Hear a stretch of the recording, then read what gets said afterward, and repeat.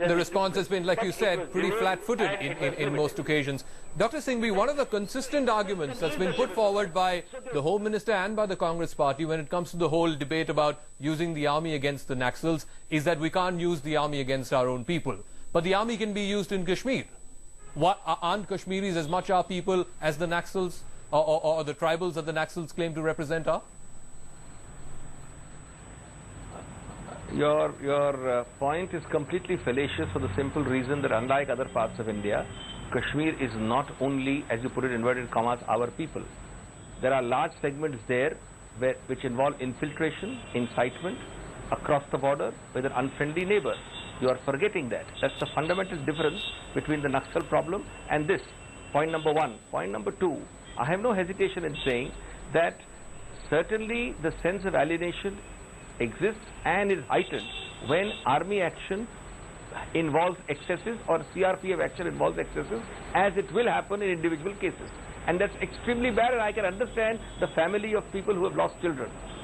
But the point of the matter is that equally can we forget that instead of addressing that issue, or a series of those issues even, when we generalize, we forget that what happened in the last few years was tourism increasing just like that, because Kashmir was breaking apart and because there was a blanket failure of governance, when all of you, just a minute, 1 minute, when all of you collected there are using the phrase failure of governance.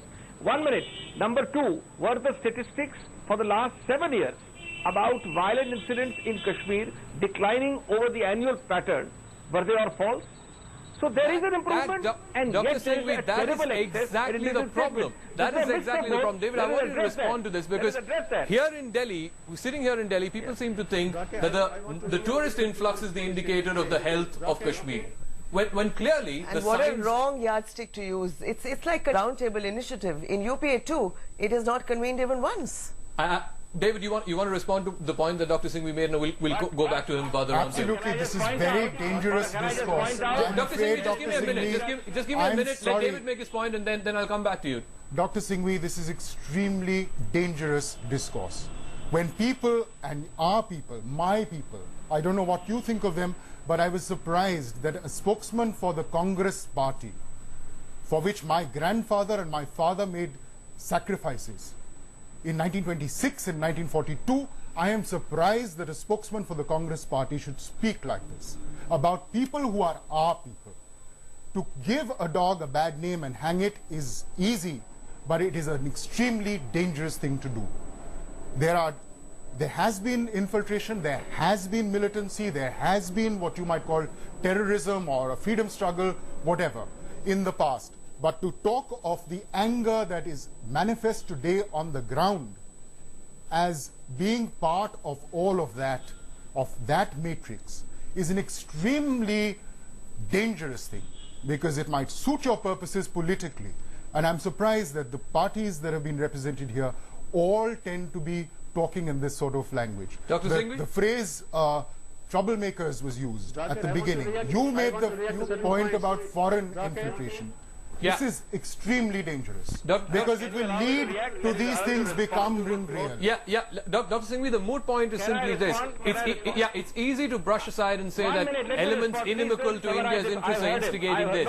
Why don't we accept that this is a genuine sense of alienation amongst the people of Kashmir, and we're missing the whole point. You respond to what David said. I think you cannot allow a discussion to take place if you have me on OB and you allow this kind of distortions.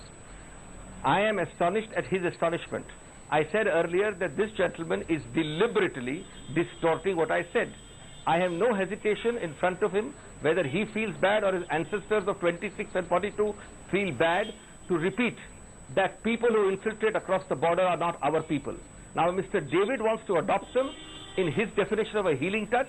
I don't think he's a congressman. I don't think his ancestors were congressmen. He distorts my sentence to suggest that when I talk of infiltrators who are intruders from across the border as not being our people, I am referring to Kashmiris. This kind of distortion you then paraphrase in your anchor in this program. This is absolutely ridiculous. I said it on channel. Please rewind and replay your tape for Mr. David in case he cannot hear well or he cannot understand what I'm saying. And let me repeat it again for him. people who infiltrate, incite and enter our borders from across Kashmir are not our people, Mr. David, whether you or your ancestors of the 26 and 42 vintage like it or not. Now let me answer your second point. Yes, I said. No, Dr. Singh, let me ask you a very simple question, sir. Alienation. No, you made your point. You made your point. Let me ask you a very simple question. Do you believe the violence that we've seen over the last fortnight or a month or so is being done squarely and only at the behest of people who've infiltrated, whether it's from Pakistan or wherever, people who've come across to the side, interests inimical, like the Congress Party spokespersons use, interests inimical to India? Do you believe that this is merely instigated by them? There is no genuine sense of alienation which is leading to this violence? Do you genuinely believe that? I want to answer your question. Please, please. I don't repeat the question so many times because it takes one sentence to paraphrase it. Yeah, go ahead. I want to answer your question by asking you a question. Did I say any time in this program that I believe that what is happening only because of infiltration?